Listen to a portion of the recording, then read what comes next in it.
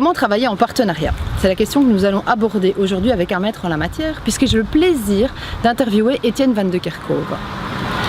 Étienne a noué plusieurs partenariats qui lui ont plutôt bien réussi, puisqu'il y a quelques années, il a vendu sa société pour plus de 100 millions d'euros à Canon. Et il nous fait le plaisir aujourd'hui de partager sa recette pour nouer des partenariats à succès. Mais juste avant, si vous êtes nouveau sur ma chaîne, n'hésitez pas à vous abonner pour ne rater aucun conseil. Alors, prêt à découvrir les secrets d'un partenariat qui cartonne? Étienne, merci beaucoup de me recevoir aujourd'hui pour parler d'un sujet ô combien passionnant, l'association. Ah ouais. C'est pas toi que je vais te dire, puisque j'en profite. Tu as quand même écrit un des seuls livres qui existent sur le sujet, qui fait quand même quelques pages, donc c'est pour dire que tu as quand même énormément de choses à dire sur le sujet, et il est préfacé par l'un de tes associés, Eric Doron, patron de Peritaisa. Ouais. Est-ce que tu crois que de ce livre ô combien intéressant, d'ailleurs si vous voulez l'acheter, je vous mets le lien affilié juste en dessous de cette vidéo, n'hésitez pas à vous le procurer, c'est une véritable pépite si vous voulez vous associer. Et est-ce que tu crois que justement de toutes les pépites que tu partages, il y en a 3 que tu pourrais nous partager aujourd'hui? 3 où tu te dis ça, on ne peut pas passer à côté. Combien de pépites? 3. Très bien. Eh bien alors on se lance. On va commencer par la première. Bien, alors première chose, je suis aujourd'hui convaincu, pour avoir fait de nombreuses associations dans ma vie et beaucoup de partenariats, aujourd'hui convaincu que le partenariat, ça se réussit déjà avant de commencer. Avant de commencer, parce que ce que je remarque tous les jours, c'est qu'il y a beaucoup de gens qui s'associent par affinité personnelle, ou parce qu'à un moment donné, il y a des opportunités, ou Dieu sait quoi, et qui ne se prennent pas le temps de se poser avant de s'associer, avant de créer un partenariat avec les futurs partenaires, et pour se poser la question, mais pourquoi va-t-on faire ça ensemble?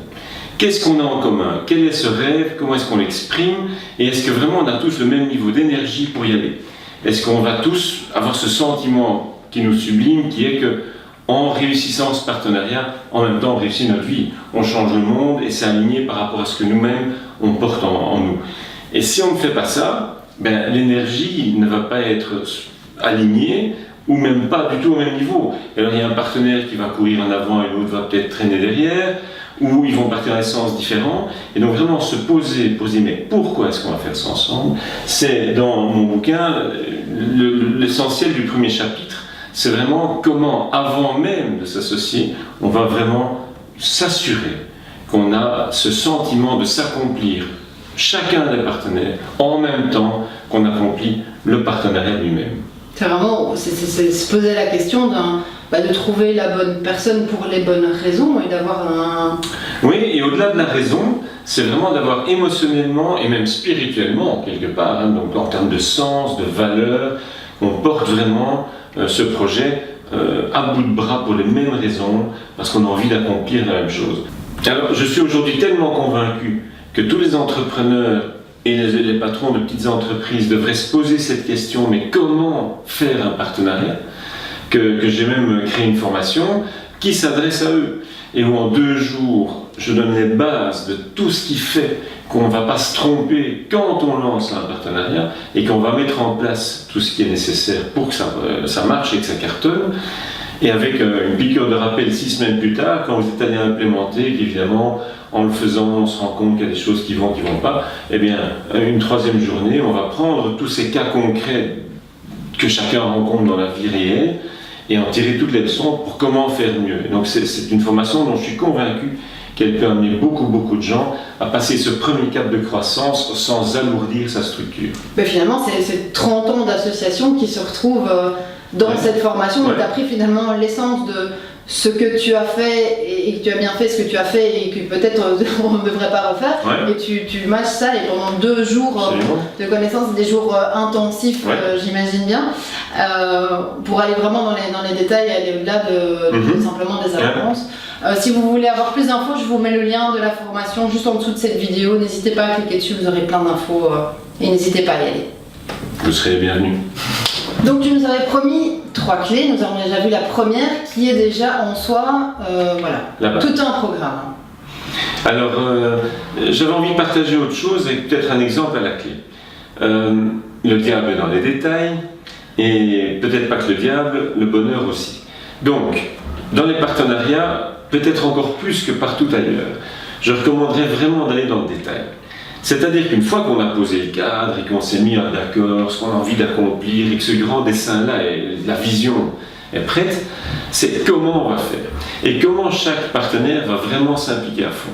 Alors je vais vous prendre un exemple réel, tiré de ma vie antérieure chez Iris, où avec mon associé Pierre de Melenard, on a vécu un moment très très fort. En 2009, on a fait une association avec Canon. Et Canon est devenu distributeur des solutions Iris. Et je me souviens qu'avec Pierre, on a fêté ça en disant c'est formidable, ce groupe Canon avec 17 000 vendeurs va distribuer nos produits dans le monde entier. Et puis voilà que quelques mois passent et qu'il n'y a pas de commande qui arrive. Et encore et encore. Et finalement, on a découvert que dans le monde de Canon, sur base d'un partenariat qu'on avait fait au mois de février, en fait, personne dans le groupe Canon, pour l'année en cours, n'avait d'objectif. Et que donc, dans la mise en œuvre chez eux, pour eux, en fait, le projet, c'était pour l'année suivante, on verra bien.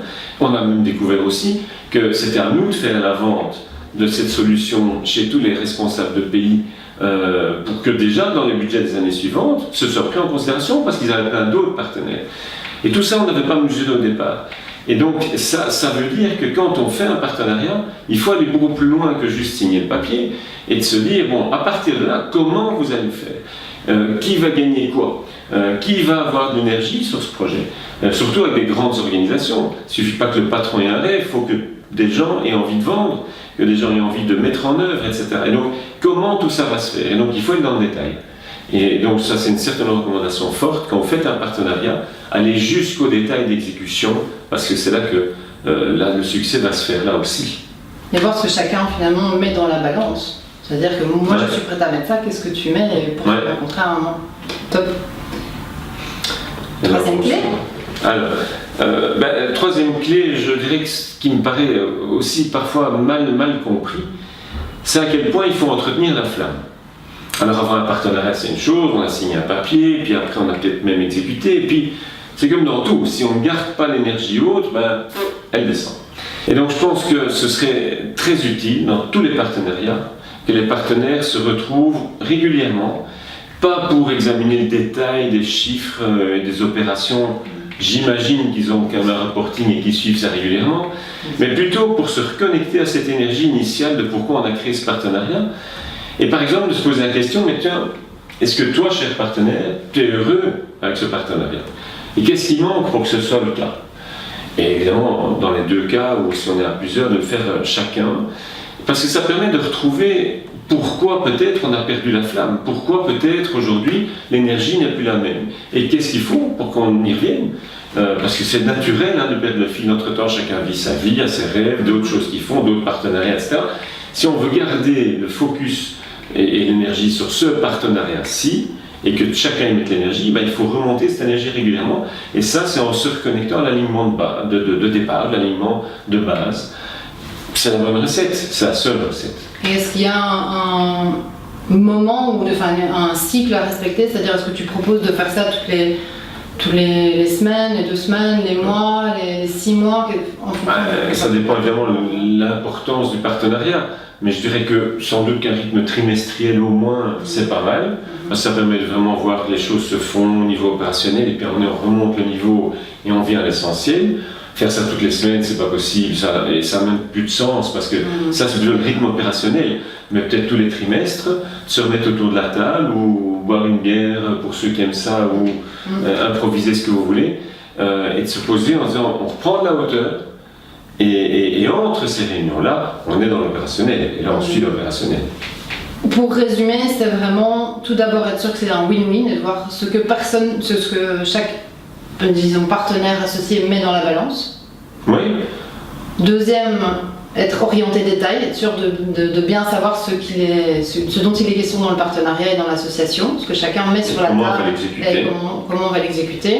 Et 3, s'enchanter comme une relation amoureuse, comme un vélo, repédaler régulièrement, s'assurer que tout roule. C'est une sinusoïde pour ceux qui aiment les mathématiques ou la physique. L'énergie elle monte, elle descend. Le problème c'est que si on ne l'entretient pas, elle descend. Et donc si on veut la remontée de la sinusoïde continue, il faut remonter régulièrement. Et ça, il faut mettre un petit peu d'air dans la pompe. Voilà. Voilà. Top. Eh bien, merci Étienne pour toutes ces Avec pépites. plaisir. Et faites de beaux partenariats, c'est grâce à ça que les entreprises grandissent. Merci, à bientôt. Au revoir.